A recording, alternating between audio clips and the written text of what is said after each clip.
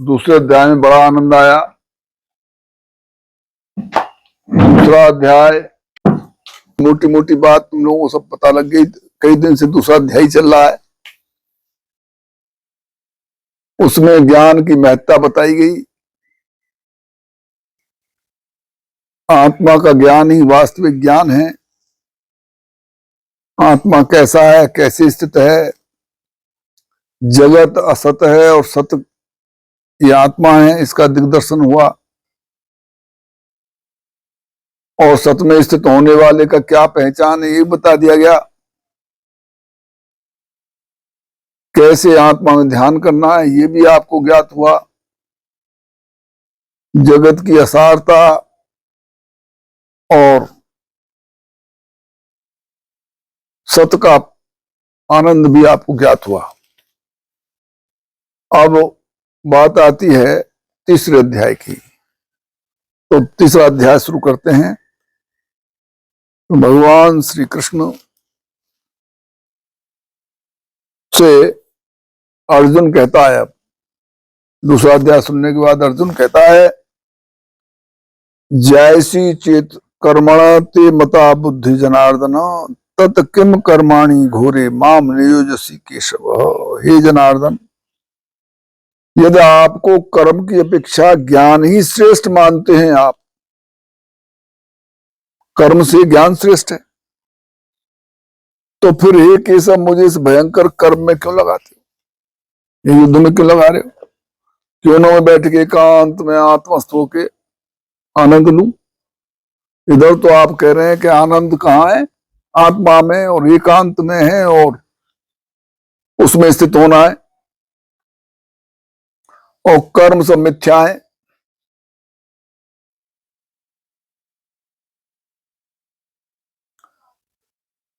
ये असत जगत है,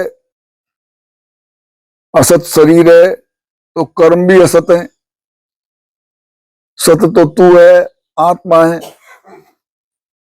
ये बात आपने बताई कि सत आत्मा है, तो आत्मा में स्थित होना ज्ञान है। उधर आपने ये बता दिया कि जगत और शरीर नहीं है। जगत और शरीर नहीं है, जन्म मृत्यु नहीं है, तो कर्म क्या है? कर्म कुछ है ही नहीं। तो उधर तो आप कह रहे हो कि ज्ञान श्रेष्ठ है, फिर न होते हुए व्यवस्था मुझे क्यों लगा रहे हो कर्म में? फिर मैं युद्ध क्यों करूं? समझ में बात आई?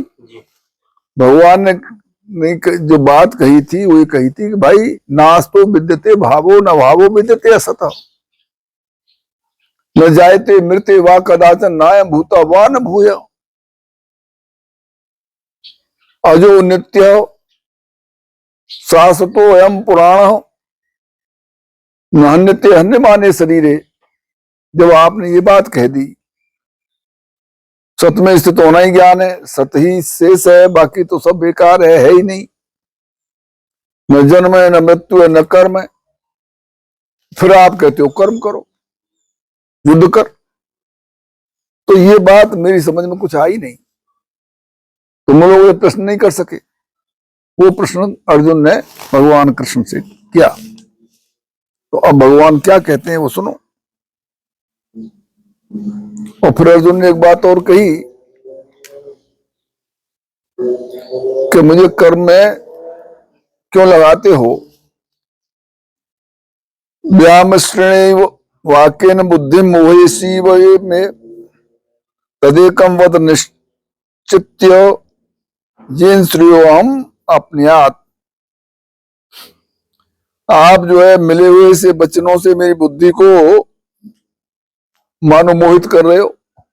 कभी ये कह देते हो, कभी वो कह देते हो, कभी कर्म की श्रेष्ठता बता देते हो, कभी ज्ञान की श्रेष्ठता बता देते हो। तो आप निश्चय करके एक बात बताओ कि क्या करना है मुझे।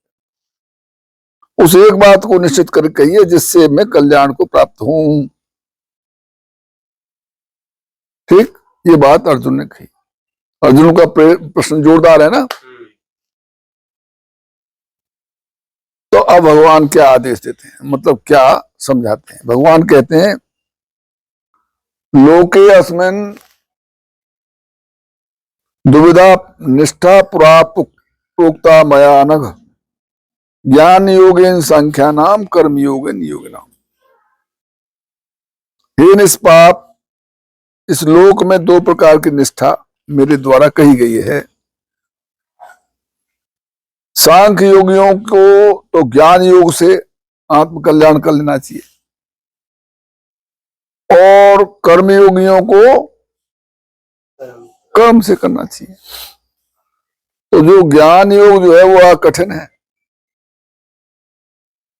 लेकिन कर्मयोग ये बड़ा अच्छा है, सुगम है ये। तो दो तरह के उनकी निष्ठा सामर्थ्य होती है। ज्ञान तो बहुत ही कठिन है, ज्ञान में स्थित रहना सामान्य बात नहीं, हर किसी के बस की बात नहीं है। उसकी अपेक्षा ये कर्मयोग ठीक है। तो दो तरह से आप अपने आप को परमात्मा को प्राप्त कर सकते हैं, ज्ञान से और कर्म से। तो जो कर्मयोगी हैं वो कर्म से प्राप्त करते हैं, सांख्य योगी हैं ज्ञान से प्राप्त करते हैं। लेकिन एक बात जान लो, न कर्मणाम अनारंभात नैष्कर्म्य पुरुष अश्नुते न च संन्यासनात् एवं सिद्धिम समधिगच्छति। किसी भी मार्ग के अनुसार कर्मों को स्वरूप से त्यागने की आवश्यकता नहीं है। चाहे ज्ञान योग में रहो चाहे कर्म योग में रहो, कर्म नहीं त्यागने चाहिए। त्यागने का भी तो कर्म हो गया। तो कर्म को किसी भी रास्ते में नहीं त्यागा जा सकता, न त्यागना चाहिए। मनुष्य न तो कर्मों का आरंभ किए बिना निष्कर्मता को प्राप्त कर सकता है। भाई निष्कर्म तो तभी होगा जब कर्म करेगा। तो न तो कर्मों के आरंभ किए बिना निष्कर्मता को यानी योग निष्ठा को प्राप्त होता है, और न कर्मों के केवल त्याग मात्र से ही सिद्धि यानी सांख्य निष्ठा को प्राप्त होता है। न तो ज्ञानी हो सकता है वो, न कर्मयोगी हो सकता है। और ये संभव भी नहीं है कर्म त्याग कर ले। सांस तो ले गई, मुंह से तो बोल हो गई, रोटी तो खाओगी, ये क्रियाएं तो होंगी। वो कह रहे नए कश्चित क्षणमपि जातु तिष्ठति अकर्मकृत कार्यते ह्यवश कर्म सर्व प्रकृति जयी गुणी हो। भगवान कहते हैं निसंदेह कोई भी मनुष्य किसी भी काल में क्षण मात्र भी बिना कर्म किए नहीं रह सकता। कर्म तो होंगे, क्योंकि सारा मनुष्य समुदाय सर्व प्रकृति गुणी प्रकृति जनित गुणों द्वारा परवश हुआ कर्म करने के लिए बाध्य किया जाता है।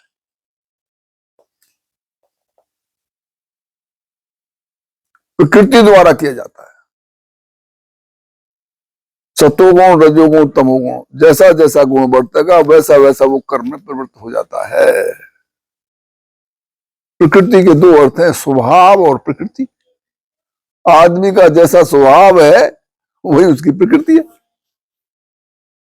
दुष्ट है तो दुष्टता के काम करेगा, सज्जन है तो सज्जनता के काम करेगा, संत है तो संतपने के काम करेगा। अपने स्वभाव अनुसार वो कर्म में बढ़तेगा। तो प्रकृति कर्म में प्रवृत्त करती है, तू थोड़ा करता है। तो जो प्रकृति के हाथ में कर्म है, तेरे हाथ में तो कर्म है नहीं, तू तो करता है। तो प्रकृति द्वारा हुए जाने वाले कर्म तो होंगे ही, इसलिए कर्म किए बिना तू रह नहीं सकता, उनके संस्पर्श में तो रहेगा ही। भगवान ने ये कहा। फिर भगवान ने कहा कर्मेंद्रियाणि संयम्य ये आस्ते मनसा स्मरण इंद्रियार्थान विमूढ़ात्मा मिथ्याचार से उच्चते। वो कह रहे हैं जो मूल बुद्धि पुरुष मूर्ख इंद्रियों को तो रोक लेता है कर्म करने से। जाना है तो आपको चलना है तो ना जा रहे, बैठे लो, कर्म का त्याग कर दिया। कान को सुनने नहीं दे रहा है, लेकिन सुनने की इच्छा कर रहा है। आंखों बंद कर लिया, देखने की इच्छा कर रहा है। खा रहा नहीं है, लेकिन खाने को मन कर रहा है। तो जो मूल बुद्धि पुरुष समस्त इंद्रियों को तो हठपूर्वक रोककर मन से उन इंद्रियों के विषयों का चिंतन करता रहता है, वो मिथ्याचारी है, दम्भी है, वो बहुत खराब है। इससे तो बढ़िया इन इंद्रियों से जो करना है तो कर करा लो, मन से चिंतन मत करो। मन से चिंतन करना बहुत खराब है। जैसे बताया था कल मैंने आप लोगों को कि बुद्ध ने उस युवती को पार किया उससे नदी से, और शिष्यों ने मना कर दिया कि भाई हम पर स्त्री का स्पर्श नहीं कर सकते। गुरुजी ने मना किया, हम तो अखंड ब्रह्मचारी आदमी, हम नहीं पार कराएंगे। और गुरुजी ने कंधा बैठाई, पार कर दी। तो उन्होंने देखा शिष्यों ने, अरे भाई गुरुजी तो बहुत झूठा है, हमें तो कहता है कि तुम ये हो, ये अखंड ब्रह्मचारी हो, तुम्हें किसी स्त्री को स्पर्श नहीं करना है, उसकी तरफ देखना नहीं है, और खुद कंधा पहले डोल रहे। तो 4-6 दिन तक वो इसी गुस्सा में घूमते रहे वो बेचारे। फिर उन्होंने हिम्मत करी, कही कि गुरुजी एक बात बताओ कि आप हमसे कहते हो ब्रह्मचारी रहो, ब्रह्मचारी रहो, किसी स्त्री को देखो मत, किसी को छुओ नहीं, और आप तो उस दिन गंगा नदी को पार करा रहे थे, कंधा बैठा रखी थी तुमने युवती। भगवान बुद्ध ने क्या कहा, बेटा मैं तो उसे पार करके वहीं छोड़ आया, तुम तो अब तक लादे फिर रहे हो उसे। बात क्या थी, यही सिद्धांत था कि जो करना है वह कर दो, मन से चिंतन मत करो। इंद्रियां आपने अपने अर्थों में बरत रही हैं, तो उनसे उन्हें हट करके रोकना राखने के चक्कर मत पड़ो, मन को रोकने का प्रयास करो। मन के रोकने से सब बात बनेगी, न कि इंद्रियों को रोकने से बात बनेगी। तो जो लोग इंद्रियों को तो हठपूर्वक रोकते हैं लेकिन मन से चिंतन करते हैं, वो मिथ्याचारी हैं, वो दम्भी हैं, ऐसा भगवान ने कहा। ये तो इंद्राणी मनसा नियम्य आरभते अर्जुन कर्मेंद्रिय ही कर्मयोग आशक्त हो स विशिष्यते। किंतु हे अर्जुन, जो पुरुष मन से इंद्रियों को वश में करके, मन से इंद्रियों को वश में करे, मन कहीं डोला और इंद्रियों को रोको, ये तो कोई नहीं बात, ये तो जो है मिथ्याचार है। मन से इंद्रियों को रोके,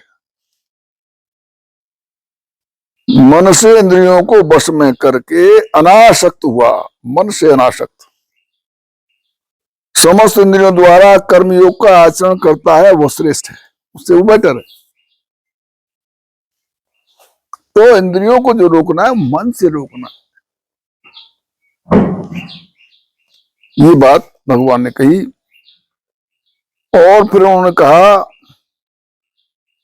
कि कर्म न करने की अपेक्षा कर्मों का करना श्रेष्ठ था। कर्मों के बिना शरीर निर्वाह भी असंभव बतलाकर निस्वार्थ और अनासक्त भाव से विहित कर्म करने की आज्ञा दी। फिर कैसे कर्म करना है, ये उन्होंने कर्म का तरीका बताया। भगवान कहते हैं नियतम कुरु कर्मत्वम, आदेश है ये, कुरु, कुरु शब्द आया, कर्म करो। कौन से कर्म? नियत, जो तुम्हें सौंपे गए हैं, जो तुम्हारे शास्त्र विहित हैं, शास्त्रानुरूप जो कर्म है उन्हें करो, जो तुम्हें अलॉटेड हैं, जो तुम्हारी ड्यूटीज हैं, नियतम कुरु कर्मत्वम, कर्म जायो या कर्मणा, शरीर यात्रा चलते प्रसिद्धेद अकर्मणा। तू शास्त्र वेद कर्तव्य कर्मों को कर, क्यों कर्म न करने की अपेक्षा कर्म करना श्रेष्ठ है, तथा कर्म न करने से तो तेरा शरीर का भी निर्वाह नहीं होगा। इस शरीर पोषण के लिए भी तुम्हें कुछ न कुछ करना ही पड़ेगा, तो इसलिए कर्म न करना श्रेष्ठ नहीं है, कर्म करना श्रेष्ठ है। तू जो कह रहा है साहब ज्ञान ज्ञान ज्ञान और कर्म, तो ज्ञान भी जरूरी है और कर्म भी जरूरी है। ज्ञान में स्थित होकर कर्म को कर, कर्म न करना श्रेष्ठ नहीं है, क्यों कर्म नहीं करेगा तो शरीर भी तेरा का निर्वाह नहीं होगा।